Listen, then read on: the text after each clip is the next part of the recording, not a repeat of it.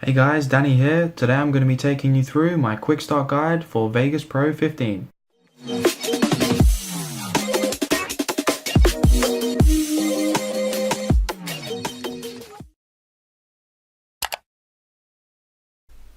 So we'll start off nice and simple and then we'll move through onto some slightly more advanced stuff in Vegas.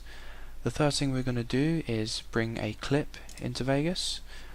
My favorite way is to find the place where your clip is located and you can simply drag this in. If your video file has audio, you'll see there's two tracks created. The bottom one is your audio track with your generated waveforms, and the top track is of course your video track. So we've now got a clip. We can preview this by using this button down here. This plays from the start of your timeline and this will play from where your track bar is located. So you can see we get a preview in the top right of our screen. We can change the quality of this. If your preview is slow or laggy, you can use draft or preview, which are lower settings. So first of all, we'll do some basics of editing your clip. You can click where you would like to cut your clip and simply press the S key. This will make a cut and you'll see you now have two clips. If you want to reverse this, you can hold Control and press Z, and you press it again, and this will basically revert your last change. You can keep pressing it and it will go further and further back. So I'm now going to show you how to fade in your clips. If you come over to the top left where you've got this blue triangle, so you would simply drag this across to the point where you want your clip to be fully visible. So you can see if you just watch the preview on the right, top right, you'll see this fades in. We can also do the same for our audio. This will fade in our audio as well.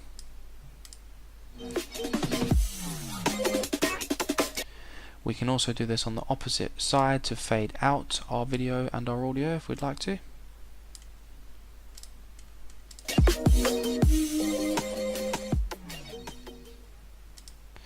Okay, we also have some nice controls for our volume on our audio file for individual clips. So you can see we have this little blue bar down here.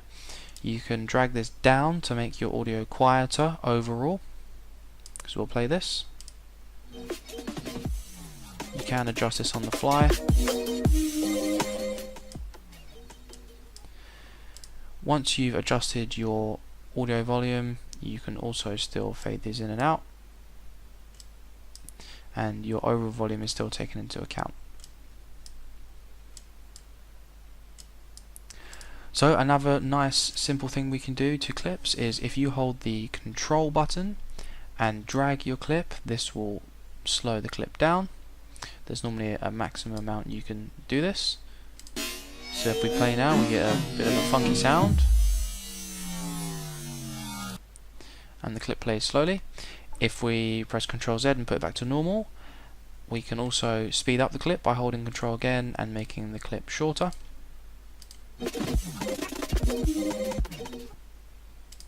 There you have it. So we'll just press Ctrl Z and put this back to how it was. So there we've got some basic controls. We're now going to move on to some slightly more advanced stuff. We're going to bring in another clip.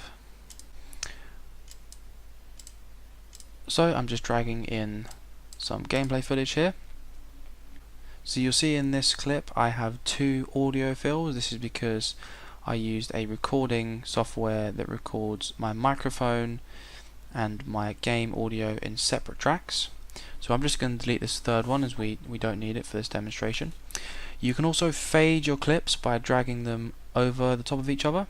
So if we simply drag this clip along so it goes over our intro, you will then see these lines that represent our fade. If we play this, you can see it then fades into our clip. We can make this more extended by just dragging it further through, and then we get a nice fade.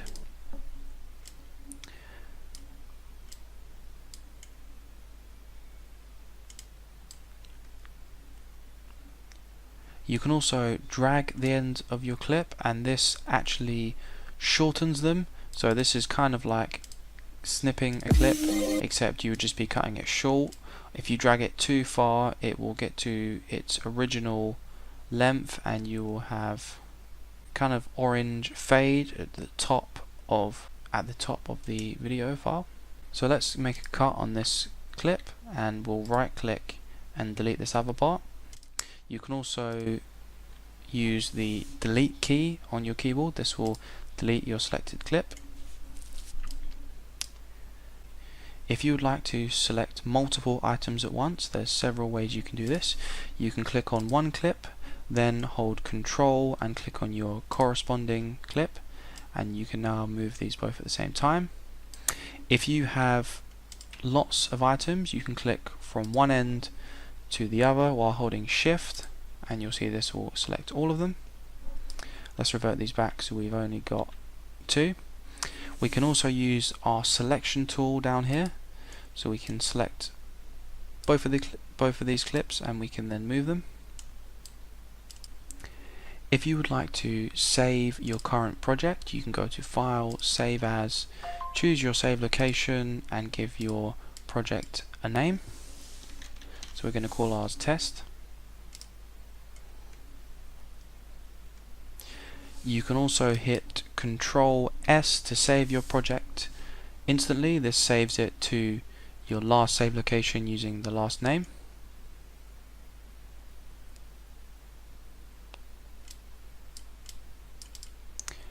You can also change the opacity of your clips by using this button at the top and simply dragging that down.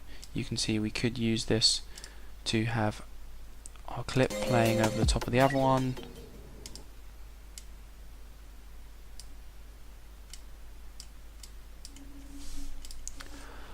I'll now show you how to add video effects to your videos. We have a tab over here called Video FX. You simply scroll and find your desired effect. In this case we're going to use our blur effect. We simply select that and you have some presets over here. I'm going to use a medium blur. We simply drag this onto our video file and let go. And then you have some parameters you can change over here. We're going to leave these at default for now, so we'll close this. If we now go to our clip, we can now see this is blurred. So I'm just going to hit Ctrl Z and revert this. I'll also show you how to zoom in on a particular clip. So for example, if we'd like to zoom in on this file, we hit this button here, which is our event pan crop. You can use your mouse wheel to change the zoom level of the window so you can get a better look at the settings you're changing. If you take a look at the preview window at the top right, while we make this change, you can see the effect that it will have. So if we make this box smaller, it zooms in. We can also move the box,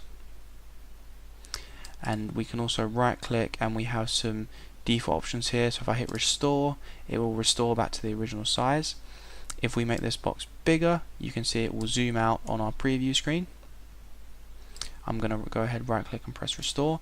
Any changes you make in here will continue for the entirety of this clip. You can use keyframes if you want certain parts of the clip to be zoomed in, but I won't be covering that in this video. So now I'm going to show you how to have a clip playing on top of another clip in a window. So if we drag our video clip down onto a new track, you'll see we get a new video track. We can do the same for our audio. So we now have a new audio track. If we drag this over, it is now overlapping with our other clip. The video highest will be the first one shown. So you can see the intro is on top at the moment. If we move our third video track up to the top, you'll now see that the other clip is now on top. So we have a window over on the side called Track Motion. If we click that, this will resize the entire video track along this line here. So we can simply drag this box, We can see our window being resized on screen, and we can then drag this to the corner and hit X. That will save automatically. Now if we play our clip, we have 2 clips playing and 1 is in a window. To render your clip, you can go to File, Render As. A format that works quite well is Magix AVC AAC MP4. We'll click that, and you'll see we have different quality settings in this list. For this video, we're just going to select 180 29.97 FPS, and we'll render to the desktop.